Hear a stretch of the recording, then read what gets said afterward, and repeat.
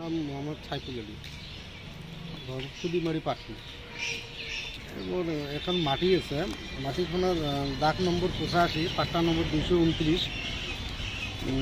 বহুদিন ধৰি কাজি আছিল, কেছ চলি আছিল। কেছে ডিগ্ৰী পোৱাৰ পিছত আছে ডিমাৰ্কেশ্যন হ'ল। ডিমাৰ্কেশ্যনৰ পিছত মণ্ডল চাৰ্কেল অফিচাৰ, থানা ষ্টাফ আইনে আমাক বুজি দিয়ে গেল।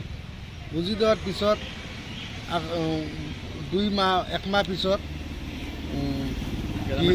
ঘির উড়ি আছে, মানে তরোয়াল দা লৈ মানে ঘূৰি আছে মারার কারণে। আমার এই মনি শেখ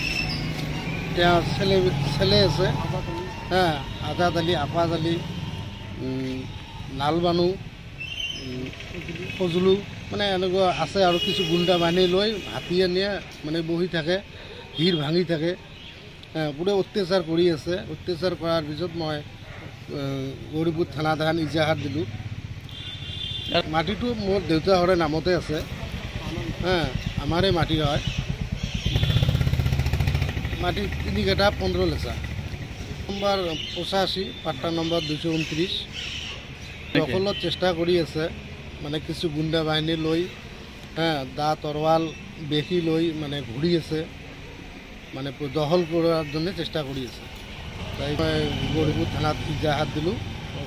মই এইটো ন্যায় চাওঁ, এইটো মোৰ চৰকাৰৰ ওচৰত দাবী থাকিল।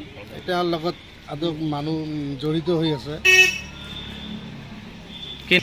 না, নামবিলাক নাজানো, মানে তেওঁক আদৌ মানে বুদ্ধি দি আছে যে এনেকুৱা কৰি থাক। এজন চাকনদাৰ লোক এজন আছে, আৰু মিয়া মানুহ আছে, মানে এনেকুৱা কিছু লোক আছে।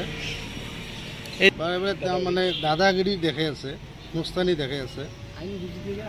আইনে বুজি দি যোৱাৰ পিছতো মানে আইনকো নামানে, কাৰণ মই আইন নামানো,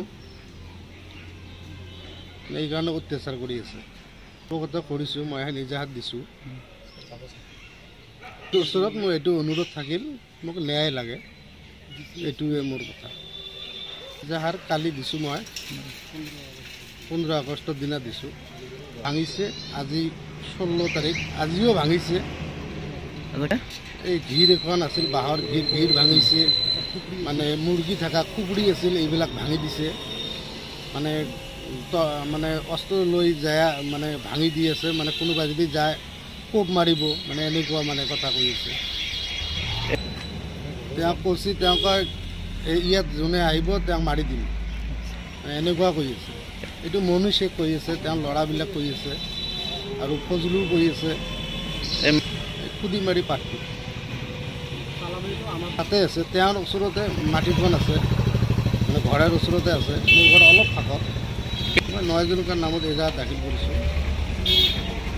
এতিয়া প্ৰশাসনক সহায় লাগে। অসমৰ মুখ্যমন্ত্ৰীক এইটো আহ্বান কৰিম, মোক ন্যায় লাগে। মোৰ ইমান কাগজ পাতি ডকুমেণ্ট থকাৰ পিছতো মোৰ লগত ইমান অত্যাচাৰ হৈ আছে, এইটোৱে মোক ন্যায় লাগে। হিমন্ত ছাৰক মই এইটো অনুৰোধ কৰিলোঁ, এইটো মোক ন্যায় লাগে।